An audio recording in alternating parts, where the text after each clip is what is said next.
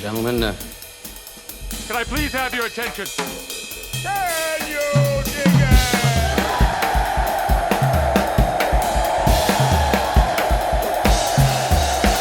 it? Welcome to the Remnant.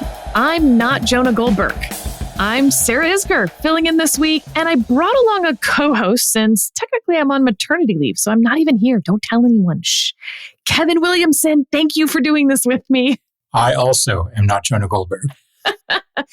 And by the way, if you want to hear more Kevin and David French are doing an AMA that just came out as well, and Ask Me Anything. So this will not be an Ask Kevin Anything, or Sarah for that matter.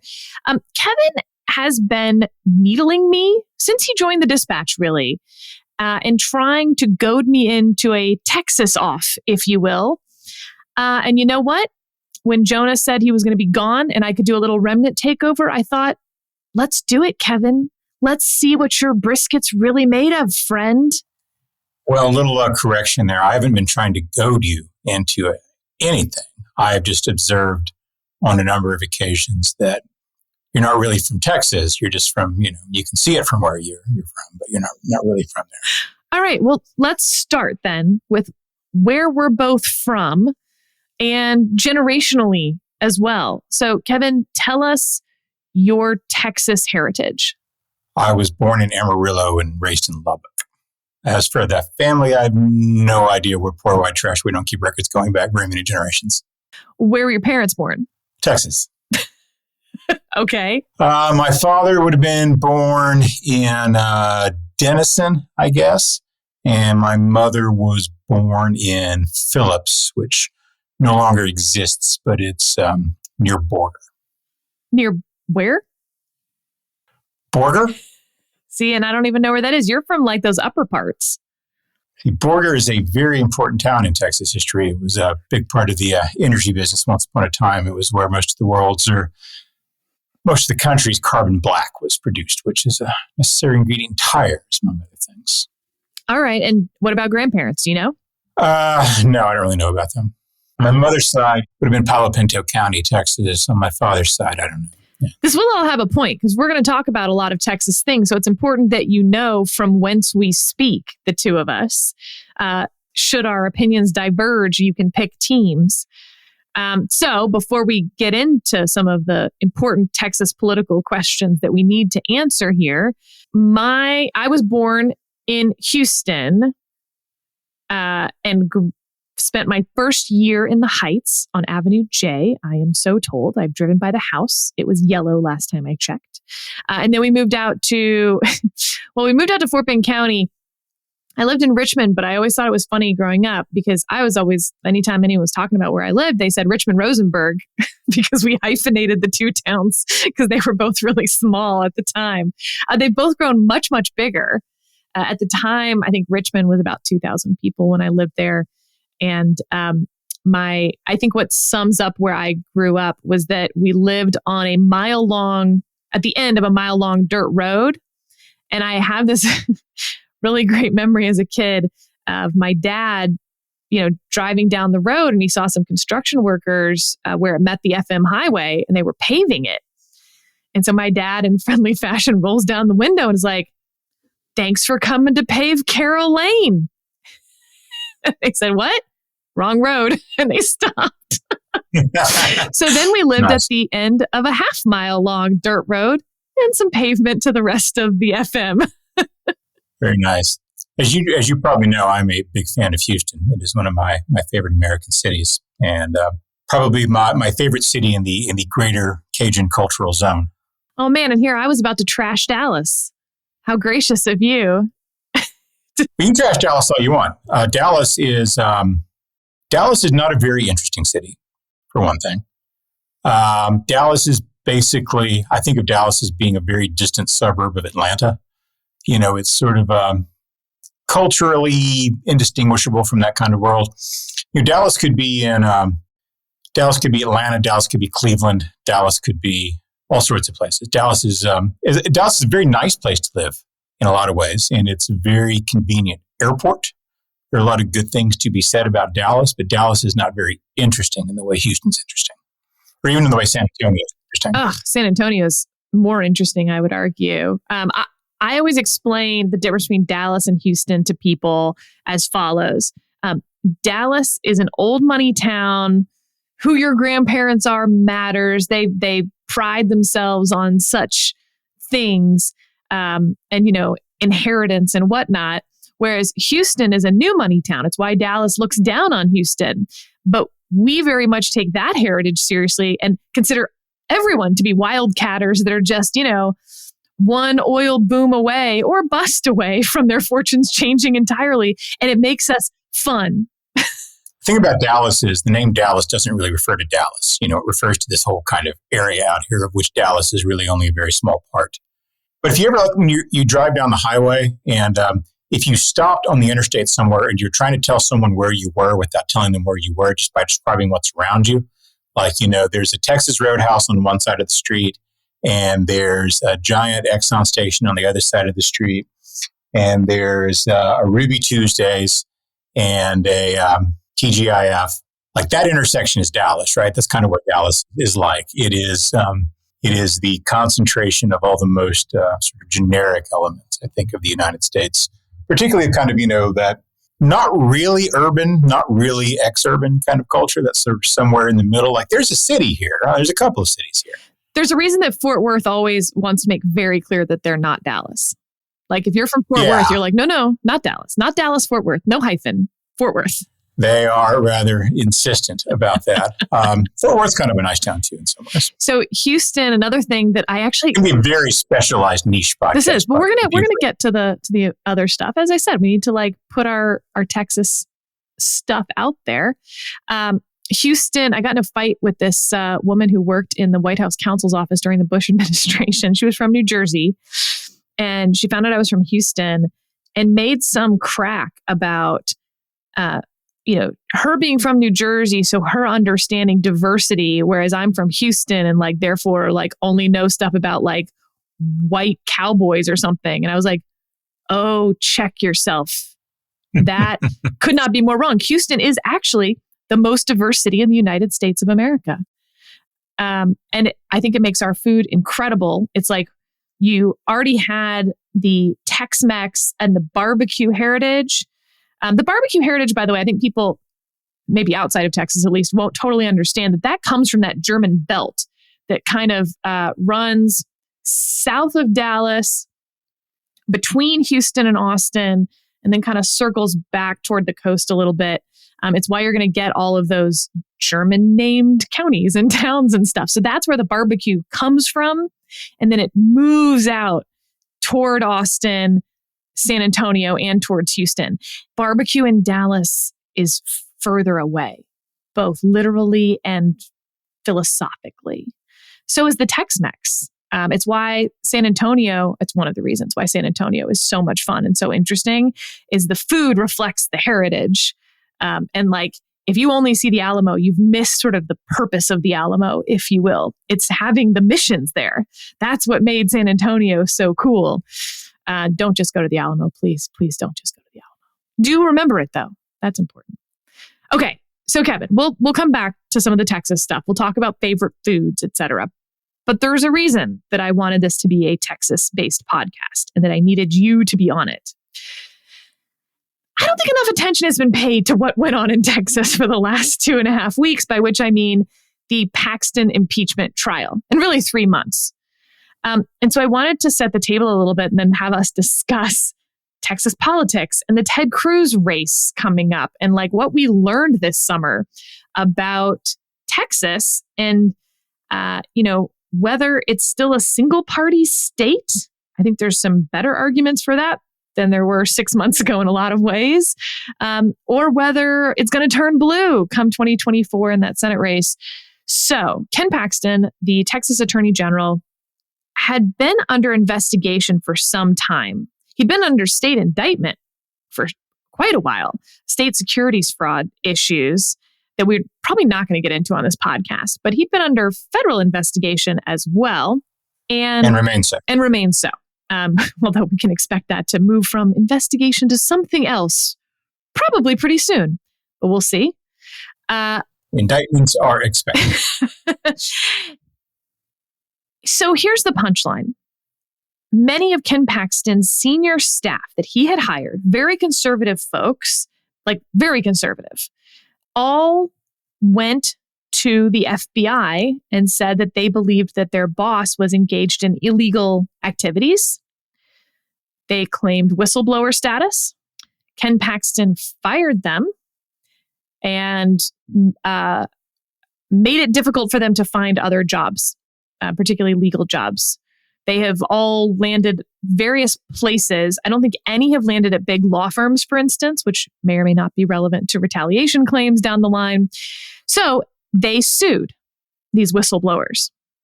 Ken Paxton then settled with them for just over $3 million and then tried to pay that out of taxpayer dollars. Here's the problem, right? Either they were whistleblowers, in which case you shouldn't have fired them or retaliated against them. And then you owe them the $3 million because you screwed up. Or they weren't whistleblowers. You were right to fire them, in which case, why are you paying them $3 million of taxpayer dollars? This was the question that the Texas House of Representatives wanted answers to. So they opened an investigation because they had to sign off on the $3 million payment. In the course of opening this investigation and hearing from several of these whistleblowers, they found out why the whistleblowers were blowing whistles having to do with this guy named Nate Paul, who, at least last I checked, was 36 years old, financier type person in Texas who had become friends with Ken Paxton. And there's real questions over various types of quid pro quo corruption. What's funny to me is that quid pro quo corruption requires that you have to prove that the quid was for the quo, and that's what makes it illegal. What's sort of fun about some of these allegations is that the quo itself was illegal, so you don't really need to prove the quid pro part, i.e. one of them was that Ken Paxton used his office to basically obstruct a federal investigation and provide, for instance, the names of FBI agents who were investigating Nate Paul so that Nate Paul could then mess with those people. That would be illegal all on its own. You don't need to prove that Ken Paxton took money for that. However, Nate Paul did have Ken Paxton's mistress on payroll. That was one of the, payments. There was refurbishment to his house. The day that the whistleblowers went to the FBI, they, I guess, went in the morning. That afternoon, Ken Paxton paid Nate Paul $120,000, but also claims that he didn't have his kitchen refurbished by Nate Paul. Yeah, well, the interesting thing was he didn't send it to him. He sent it to this other company that is the subject of a separate criminal investigation that hadn't been incorporated in Texas, I guess, at the time the work was being done. And the other investigation alleges that it was set up just for the purpose of receiving illegal payments. So it's maybe he's not entirely out of the woods on that one, even though the impeachment has blown over. All right. So Nate Paul is under indictment at this point, federal indictment. The House then moves 16 articles of impeachment against Ken Paxton. Abuse of office, firing these whistleblowers and wanting the state to pay for it, the quid pro quo stuff with Nate Paul. So 120 Republicans in the Texas House vote in favor of those articles of impeachment. This is led by the Texas Speaker of the House. It moves to the Texas Senate. The lieutenant governor is the president of the Senate. Dan Patrick, he is a former radio host in the state, not a lawyer. The rules of the Senate trial get pretty weird. He basically says that they're going to use criminal rules, even though it's not a criminal proceeding, and says that they have to find stuff beyond a reasonable doubt, which doesn't make a ton of sense because, find what? Anyway. There's also the wrinkle that Paxton's hometown state senator was his wife. Yes, she was not a voting member of the Senate for the purpose of the impeachment trial, but she was used for quorum, which counted her basically as a no vote in terms of what would be needed to remove him. Then Dan Patrick decides that Ken Paxton does not need to testify. So they can't subpoena Ken Paxton because, again, this was treated as a criminal trial. He can't be forced to testify. They Dan Patrick also then did not force the mistress to testify, which becomes pretty relevant when you know who's sitting in the audience for that. Awkward. The mistress said that she would claim her Fifth Amendment privilege against self-incrimination. Any prosecutor, again, I'm using this term sort of loosely in an impeachment setting, would love for her to have to take the stand, so to speak, and take her Fifth Amendment rights. It doesn't look great. Okay, so in the end, the highest number of votes to remove Ken Paxton to find in favor of one of the articles of impeachment was 14. 16 nay votes. It was 12 Democrats and 2 Republicans. Now, there were some that actually ended up more skewed in Ken Paxton's favor. Some of the weaker articles, for instance.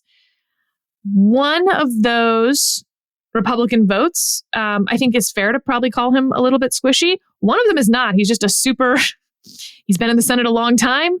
He's a chairman of a committee. He's pretty independent minded, and he's honey badger, right? He don't give up anything. But yet a lot of Republicans, 16, vote in favor of keeping Ken Paxton as Attorney General. The Wall Street Journal has weighed on this, Texas Tribune, Axios, on why this might have happened despite pretty overwhelming evidence of corruption, sure, but even like the less than corruption. You tried to pay off the whistleblowers who you fired with $3 million of taxpayer money. Either they were whistleblowers, so you shouldn't have fired them, or they weren't, in which case, why are you paying them with taxpayer money? Kevin? Even in the context of a big state government like Texas, $3 million is fighting over money. Clearly. Dan Patrick, at the end of the trial, then excoriated the Texas Speaker of the House, said that they, quote, rammed through this impeachment. The Texas Speaker fired back. Okay, Kevin, why weren't there votes to remove Ken Paxton? And yet there were 120 votes in the House on the articles of impeachment. You have a fight now between the Texas Speaker and the Lieutenant Governor. Ken Paxton is supposed to now be on a revenge tour. Donald Trump's involved. Ted Cruz is involved. Ted Cruz, who has a tough Senate race in 2024. Make us a narrative out of all of this. Well, I mean, the short version of the story is that because Democrats don't really have any real power in Texas at the state government level, the two parties in Texas effectively are both within the Republican Party. There's a sort of normal Republican caucus, and there's the crazy person caucus. And as with the rest of the country, the crazy person caucus in the Republican Party is growing more powerful and is the dominant caucus. So Texas is run not just by Republicans, but by crazy Republicans. Dade Phelan, who is the Speaker of the House. By the way, everyone in this story has like a dumb cowboy movie name. Dade Phelan, Ken Paxton. But this follows a long tradition, of UT quarterbacks, for instance, having the most amazing names. Colt McCoy, like the day his father named him, he knew what he would be. Major Applewhite. Yeah, I remember Major Applewhite. There's a legislator down from around your world whose name is Briscoe Kane. And yep. Which sounds like the lunch special at a barbecue restaurant or something. It's something weird. So all Texas politicians have goofy names, apparently. And Dan Patrick's pretty much the normalest of the names. It's one of those two first name. Never trust those folks. So we named our baby Kevin, and it turns out that Craig Biggio, famous Astros player, named his son Kevin. It's the only other Kevin I know. Texas roots, man. Okay. Yeah, Texas roots. Anyway, so Phelan, there aren't any Republicans in Texas really who aren't conservative. It's a very conservative Republican Party, a pretty conservative state. But Phelan is kind of by default the leader of the less crazy wing of the Republican Party. And Paxton is, in his position, the leader of the more crazy wing of the Republican Party. And the thing that you have to understand about Texas is that, and by you, I don't mean you, I mean listeners. Constitutionally, Texas has kind of a weak governorship. And for a long time, the kind of proverb in Texas was that the lieutenant governor really had more power than the governor did because he's the president of the state senate. And in that role, he can exercise a lot of power. Now, George W. Bush changed a lot of that, and Rick Perry and some other governors since then have, I think, changed the character of the governor's office in Texas. But Texas still has a very, very powerful lieutenant governor's office. It's not like being the vice president, where you show up and you cut ribbons and everyone talks about how they wish you weren't there so they could change the top of the ticket. Which isn't maybe something that happens every cycle, but it happens some cycles. So one of the weird things about Texas politically that I find very interesting is that Texas is slightly more urban than is the country at large. We have a lot of very, very big cities in Texas. I think 6 or 7 of the 20 biggest cities in the United States are in Texas. So, and most Texans live in or around those cities. So most people in Texas live in places that are either dominated by Democrats like Houston, San Antonio, and Dallas, or they live adjacent to those places, in places that are really kind of very purple. I hate the whole color coding thing, but I'll use the convention for the purposes of the conversation. But it's a little like Florida in a sense, where Florida is actually a really pretty closely divided state if you look at people's party affiliation. But Democrats just can't seem to win a race there for various reasons. Now, Texas isn't as closely divided as Florida is, but it's not as heavily a Republican state as, say, Oklahoma or Kansas or someplace like that, or Wyoming. So you've got this Republican Party that acts as though its constituency and its electorate is not just Utah, but like some particularly revanchist, super reactionary corner of the desert somewhere in Utah or Oklahoma or someplace like that, instead of being, a big cosmopolitan, largely urban state. And so the one Republican who peeled off was from the suburbs of Fort Worth, where you get a bit more competition between the parties. Fort Worth is, I believe now, the last time I checked, I think this is still correct, is the largest city in the United States to have a Republican mayor. Yes. And it is also it was the largest city that reliably went Republican in state elections. Now, it no longer is that. Fort Worth now occasionally will go Democratic in state elections, as Ted Cruz found out last time around, which makes my hometown of Lubbock the largest reliably Republican city in Texas, and it's not a very big city. So Republicans have managed to build this really effective political machine on the basis of enjoying a slight advantage in a lot of suburbs and enjoying a very, very large advantage in kind of exurban and rural areas. But everyone, I think, can kind of see the writing on the wall for them that as Texas becomes a more and more urban state, and as Texas cities act like cities do everywhere else in the country, and politically, Dallas could be Philadelphia.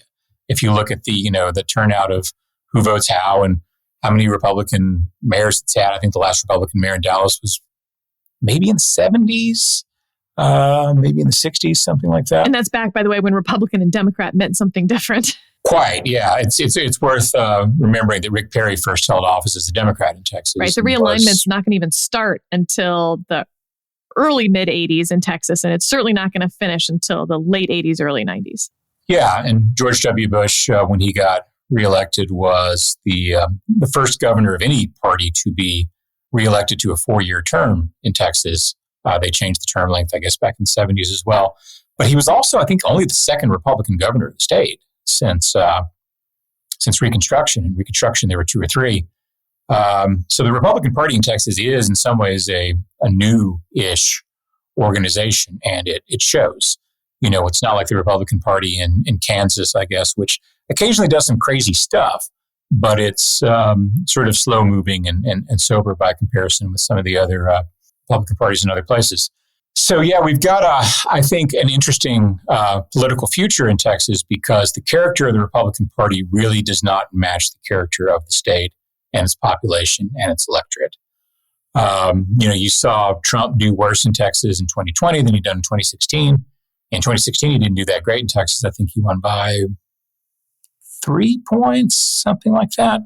And in 2020, he won by like maybe 2 point something. So yeah, it's a weird kind of upside down state that way, where if you just looked at the antics of Ken Paxton and Dan Patrick and people like that, you would think it's a very, very different sort of state than the one it actually is. But because the Republican Party, the higher up you go in the Republican Party, the more it's run by Fox News and talk radio and groups like that. The state Senate took essentially a kind of Trumpist line to this stuff and said that basically anytime a Republican is in trouble in a way that has Democrats voting against him, we're going to come to his aid no matter what he's done.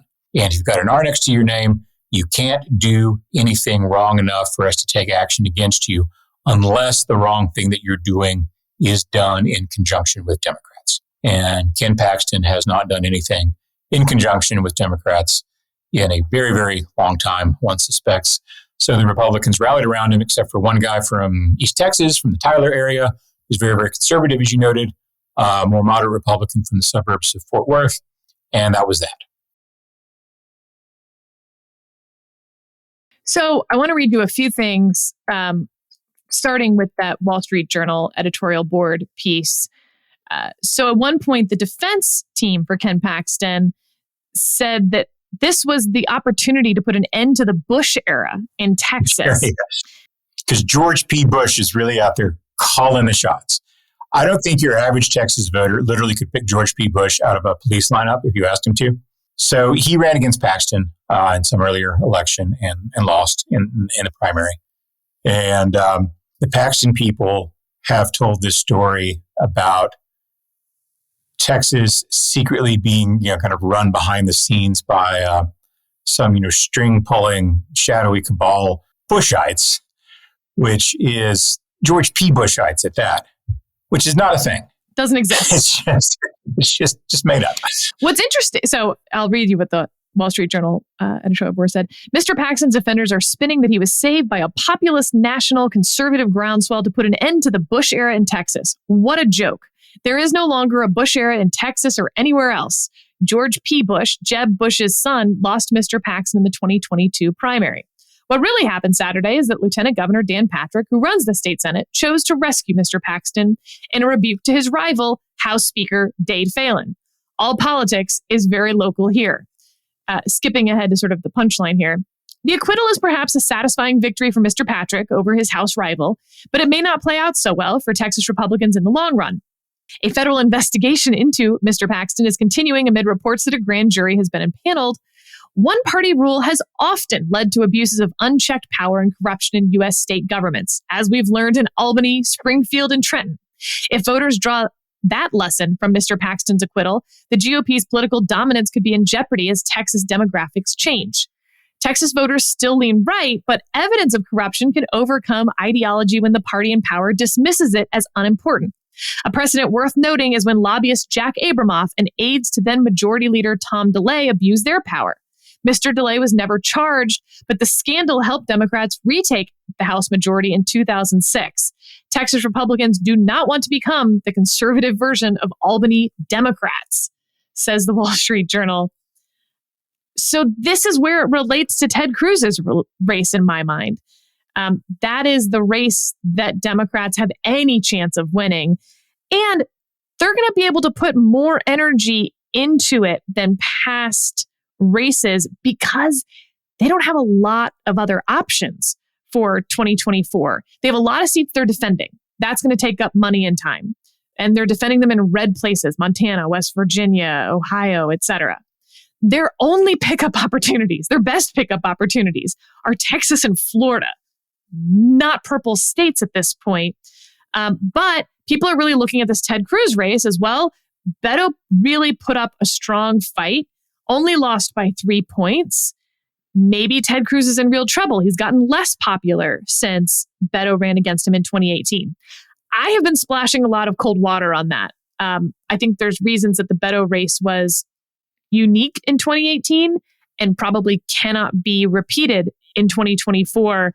I think that the high watermark for Beto was losing by 3 points. I haven't seen anyone tell me how he could have made up the 3 points. He outspent Ted 2-1 in the election year. Turnout was sky high for a midterm election. There was no one else to find. Losing by 3 points was impressive, but it doesn't make you a senator. And even if Ted Cruz has gotten less popular, this is now a general election race, yada, yada. However, I want to revisit my prior because of this. Texas voters all saw what was happening. I'm not saying they know the ins and outs of what Ken Paxton did wrong, but Ken Paxton is not Donald Trump. He's not some charismatic guy who can spin himself, out of a paper bag. He's about to do this national media tour. And my prediction is it's not going to go particularly well. So I'm curious what you think of how this could affect the Republican Party in Texas moving forward, and particularly in some of these tough races. One thing I don't get, never have gotten, never will get is the affection people have for Beto. He just seems like a dork to me. And, one of these... Hey, lots of people like dorks. Some people marry dorks. I'm grateful.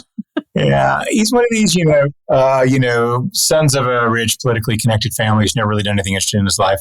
But the kind of cult following he has is nuts. I mean, if you drive through Oak Cliff in Dallas or any other really liberal neighborhood in Texas, parts of Houston, you'll still see Beto signs up there. There are Beto signs on the street I lived on in Oak Cliff as we speak, even though he's not going to run for anything. People just latched onto him for some reason. Democrats, of course, have had a hard time recruiting really good candidates in Texas for a lot of reasons because nobody wants to run in a losing race. And the last time against the governor, they ran a woman who'd been the sheriff of Dallas County, I want to say. And, a fine candidate maybe for some other kind of race, but she didn't get real close. If the Democrats can recruit, a really good candidate to run against Cruz, and if they just decide to make that their hill to die on, it might be kind of an interesting race. I'm sort of with you that I think that they're not going to do it. This is they'll eventually pull one out, but I still kind of doubt that it'll be this cycle. Although if they pulled it out, it wouldn't just entirely shock me. But if I were them and I were looking around the map and saying, we're going to lose a whole bunch of races, but if we beat Ted Cruz in Texas, the next day, the headlines look great for us. It's true. Everyone feels better. The Democrats have been all about kind of moral victories in Texas in the last few years. Like we got within 3 points. That's a moral victory against Ted Cruz. We got within 2 points, We did better than 34. Which wasn't that what the lady with the sneakers? I'm blanking. Wendy Davis. She spent $59 million, lost by 20. But if you're going to have a moral victory, an election cycle in which you're probably going to take a whipping in most of the country, and if you get up in the morning and say, "Yeah, we lost the race in Wyoming," no one's going to feel too bad about that. If you can say, "But we beat Ted Cruz in Texas," that's going to make somebody hero. So if I were them, I'd pull a lot of resources into it because, as you point out, what else are they going to do? I guess you can run real hard in Florida. And maybe, do you think they probably got a better chance in Florida than they do in Texas? Or I think they have a better chance in Texas, which I'm not sure they do. But as long as everyone thinks that and you start pouring resources into it and candidate recruitment efforts into it, then it sort of becomes self-fulfilling in that sense. I think Ted Cruz is a polarizing figure, even in Texas. And I think that's sort of what they're looking at. I just think if you were just looking at the state and you didn't attach names to it, Florida obviously is a toss-up-ier state than Texas is. I mean, I've worked in my first campaign was in 2002. I mean, technically I worked for I was a, volunteer in 2000 for some number of days, but I worked the 2002 Hornin race. Every single cycle, it's turned Texas blue. And it's not really a thing. And I think Greg Abbott, I have complaints about Greg Abbott. There's things I don't like about Greg Abbott. Lots of things. The list is long in many ways. But he's been a very savvy politician in Texas. And sort of like Mitch McConnell, if you want to understand the dynamics of an electorate without having to do any of the legwork, just see who the smartest guy, what the smartest guy in the room is doing strategically. And you can guess he's probably got a pretty good finger on the pulse, whether it's Mitch McConnell in the Senate, or in this case, Greg Abbott in Texas. Greg Abbott, by the way, never publicly said anything about the Paxton stuff. But there's no question Greg Abbott, I think, wanted Paxton out of there. Greg Abbott sees no upside to keeping Paxton around. And not because Paxton's some threat to Greg Abbott. Quite the opposite. Abbott has no reason one way or the other about Paxton, except sort of health of the party, health of the electorate, et cetera, the future. Whereas Dan Patrick, for instance, certainly has his own future in mind, as many of those Texas senators. I mean, Texas senators, like U.S. senators, look in the mirror every morning and see a Texas governor as the U.S. senator see a president. I think there are a lot of people in the Republican Party who they knew that Paxton was a problem, will continue to be a problem. He's not really much of a team player and all the things you can say about Paxton. But they also were maybe enjoying the prospect of thinking about who they could put in that office instead of him, because there are some replacement candidates that were on everyone's front burner who are pretty attractive figures and who would be good for the state Republican Party and good for their allies and good for the people who put them there. So that's not going to happen now, and they're stuck with Paxton. There was a time when Ted Cruz was sort of a cause in Texas. When Ted Cruz was really seen as the kind of conservative champion, and I think that time is really long past, and that now he's seen as just another kind of oleaginous, unattractive Washington guy. Well, the way, frankly, people thought about Cornyn here for a long time. I don't know anyone in Texas politics who's like, hooray, John Cornyn. I've never heard that in my whole life. But he's a very reasonably effective guy, and he does what he does, and no one's dying to get rid of him. No one's saying, we hate John Cornyn so much we prefer to see a Democrat in that race. And I think Cruz is essentially on his way to that kind of level of support where it's, we don't love the guy. Stylistically, there are a lot of things about him that are unlikable. You've probably heard this a million times, but you bring up Ted Cruz with someone who's kind of a little bit politically engaged, and the first thing they will do is talk about how much they hate the way he talks and how he does this thing where he talks like, some kind of, Baptist preacher, and the kind of, fake good old boy thing he does, like, you went to Princeton, come on, you're not that guy. You didn't grow up drinking beer on a dirt road while you're, cleaning off the tractor. That's just not you. And that's not who most Texas voters are either. The weird need that Texas politicians feel to play that guy is inexplicable to me. Sort of like Nashville country singers, by the way. Yeah. Like, aren't you Australian? Australians are the closest country to Texas culturally. Yeah, they're the Texas of countries, no doubt. But still, it's a little different. And disclaimer, by the way, so I worked on John Cornyn's race. I've worked for Ted Cruz. I'm not on his Senate race. I've worked at Texas legislative session, including for I think I did like 35 House races. I actually don't remember the names of everyone because there were 35, but like just full disclaimer, I've probably worked for a lot of the people that we're talking about in any of these positions. Yeah. You have a lot of disclaimers to make. Just that's part of your CV. Lots. Yeah. And my husband was the Texas Solicitor General under Ken Paxton. So all the disclaimers, which I maybe should have made at the beginning, but I figured people probably at this point had some guess that I had. See, normally politicians won't even talk to me. You see Kevin walk the other way. So, okay. Then the other thing that we haven't talked about is some of the one-party rule problems that the Texas Republican Party already has experienced. I mean, 10 years ago, there was basically a revolt against the Texas Republican Party as it was constituted. And there was a whole nother organization started called Associated Republicans of Texas that donors were putting their money into.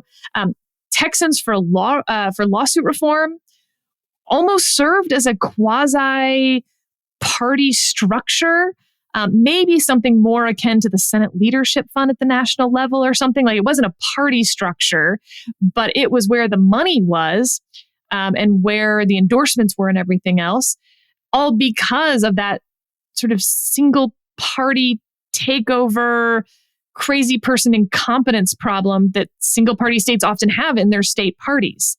It can happen when they're too big. It can also happen when they're too small. I mean, the California Republican Party is an interesting example on the other extreme.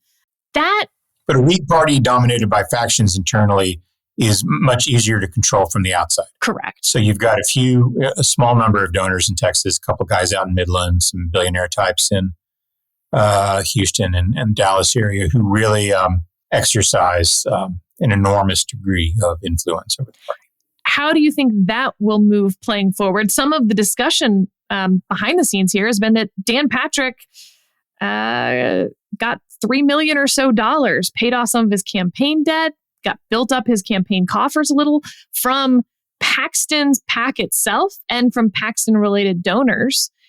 So how does the Republican Party infrastructure in the state change at all? What does that tell us about sort of the national Republican Party? I mean, Donald Trump supported Ken Paxton. There's tongue-in-cheek rumors that I feel like the tongue is slowly moving out of the cheek, that Ken Paxton might be Donald Trump's pick for Attorney General, U.S. Attorney General, if he's not in jail.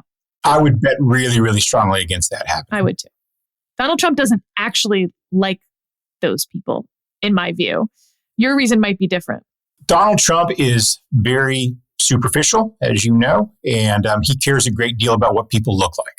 Ken Paxton has a lazy eye. For those who have not watched Ken Paxton in person, one of his eyes moves, differently. Paxton has some facial asymmetry issues that I think, weird enough as that is, I think that would possibly keep him out of the Trump cabinet. What the Texas Republicans need and what the national Republicans need is to lose badly.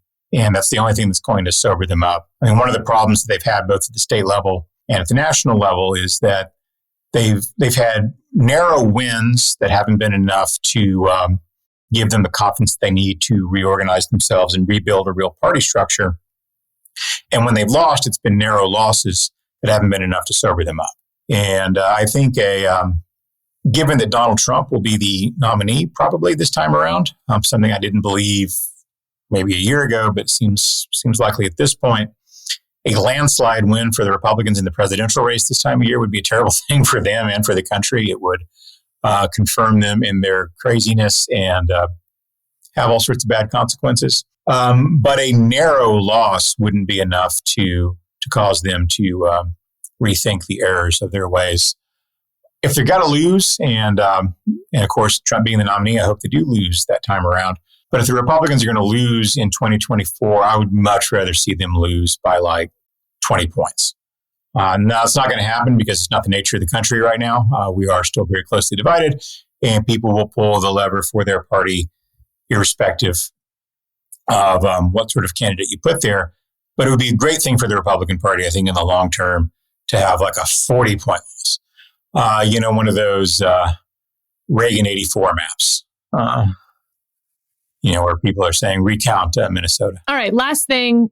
I kind of want to steel man the other side of this Ken Paxton thing because, look, the state securities fraud case not only hasn't gone anywhere, but from the get looked pretty partisan.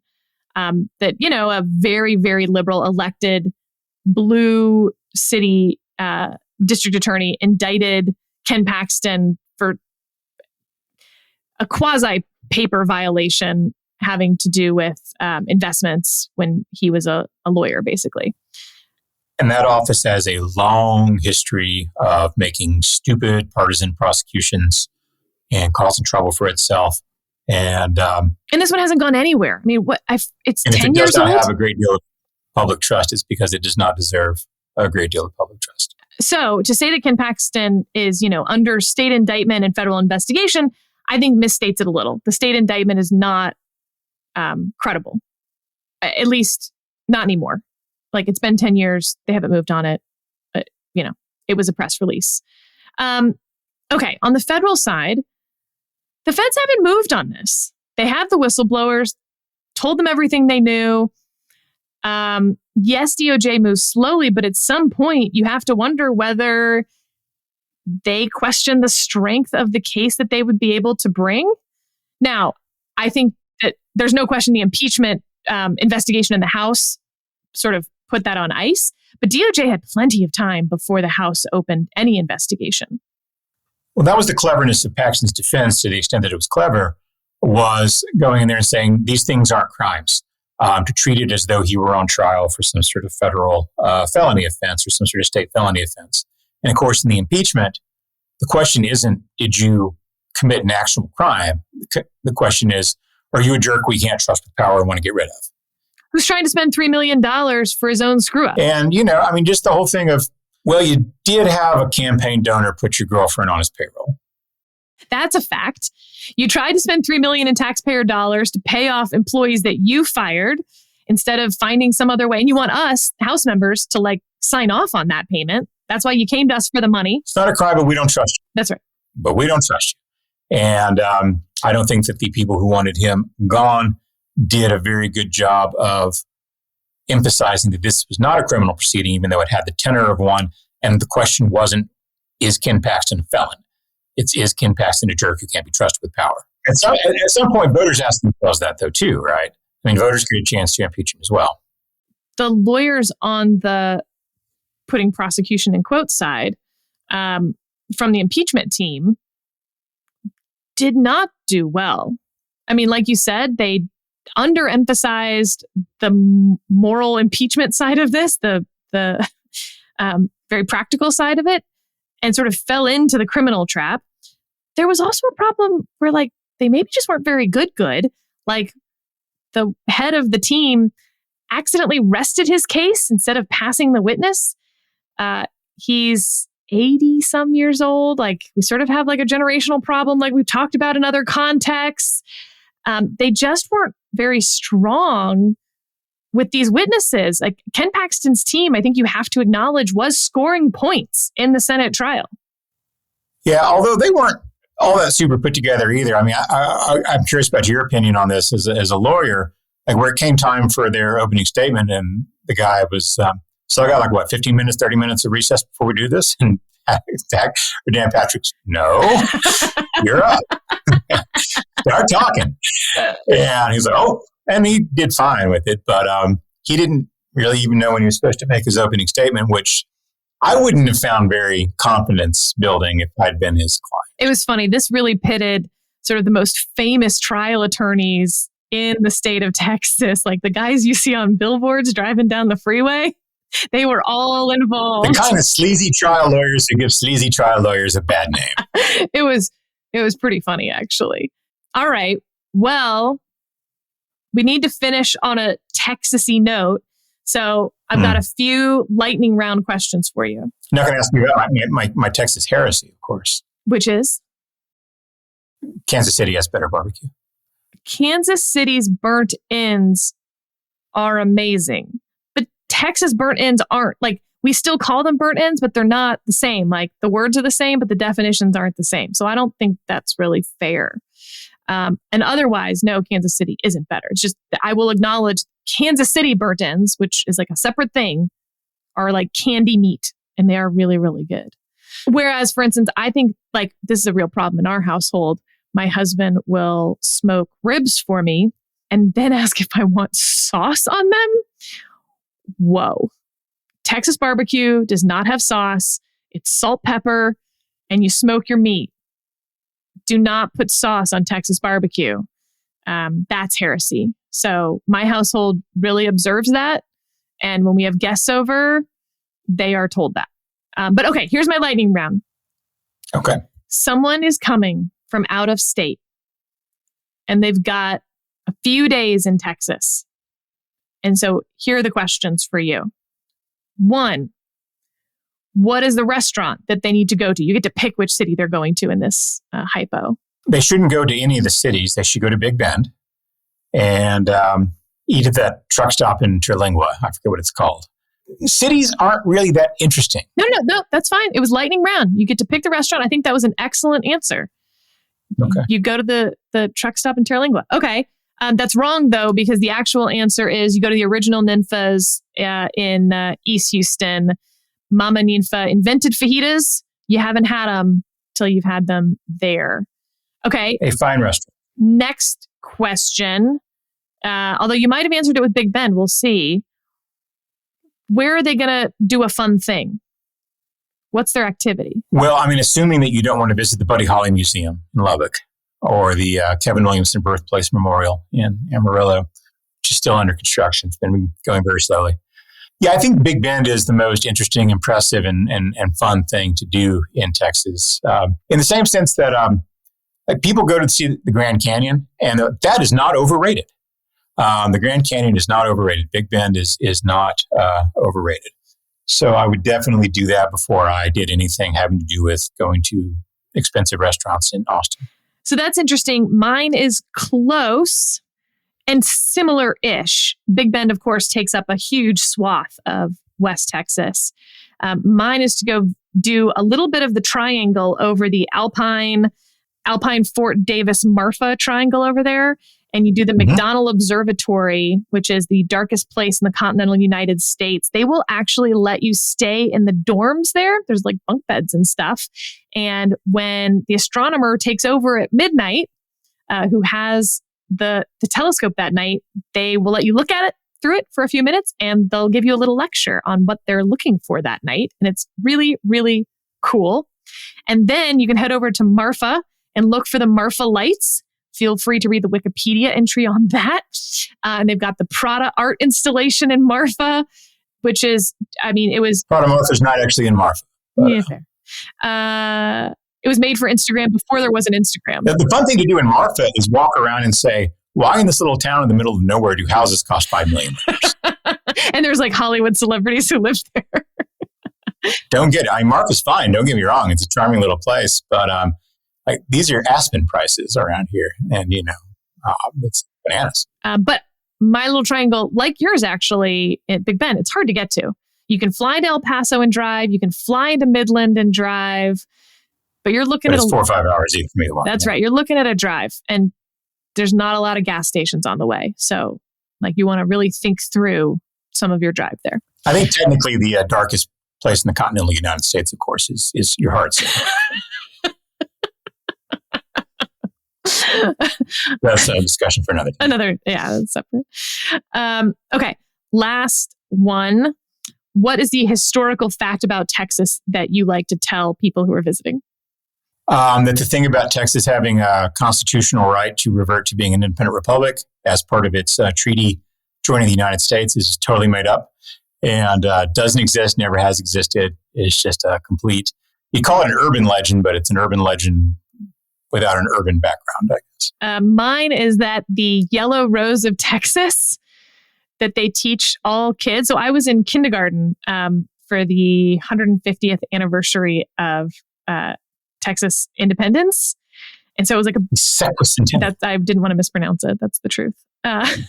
And so you dressed up as a Texian. We learned all of the songs and the facts and the Texas large mammal and small mammal. It's the longhorn and the armadillo, for those who are curious. We have all sorts of Texas things. And my son now has all the books on this, so I'm getting to relearn it. It's really fun. The Legend of the Bluebonnet, wonderful story that every Texas child basically memorizes. But they teach you the song, The Yellow Rose of Texas, but they can't actually tell the kids what that's about because the Yellow Rose of Texas was a prostitute. And when Santa Anna was marching on San Jacinto in what would be the last battle for Texas independence against Sam Houston, San what? You pronounce it Jacinto? Yeah. Okay, that's interesting. Go ahead. San Jacinto. I've always heard it, but that's just me. In Houston, we say San Jacinto. And I would go out every year to pick up trash. That was like what we did for Texas Independence Day. Anyway, so Santa Anna and his men laid down for their afternoon siesta. We are told that they took naps when you're in school. They did not take naps. Instead, the Yellow Rose of Texas and some of her friends came over to keep the men entertained during their siesta. And that is when Sam Houston and his troops came to surprise them. The battle was over in about 30 minutes. Santa Anna sprained his ankle and met Sam Houston for the official surrender under a tree where he is painted, at least, sitting down with his leg out for that poor sprained ankle. And so we celebrate the Yellow Rose of Texas, and everyone thinks it's about a beautiful flower. Is there any truth at all to that story? Or is it just completely made up? I don't know. I mean, look, it is true that they did not see the Texans coming, the Sam Houston folks, that the battle was 30 minutes. So they were distracted somehow. I do find it hard to believe that they were just napping. Like someone would stand watch unless there was something else going on. I'm not familiar with the military tactics of the period. The San Jacinto Monument can be seen when you land at Hobby Airport on your drive into Houston sometimes. depending on which route you take back. So it's pretty cool. Kind of looks like the Washington Monument, has a big star on the top. Someone will point it out to you if you ask. And with that, Kevin Williamson, our Texas off concludes. Thank you. And you're in Texas right now, right? I am at the moment, yeah. Yeah. I'm jealous. My favorite thing is to go back for Thanksgiving in Texas. And with this new baby, I don't think it's going to happen this year. So we'll have to smoke a turkey here instead. So say hi to the state for me. Miss you, Texas. Thanks for the convo. And see you next time. Wait, did I get that right? No, you won't. This is my podcast.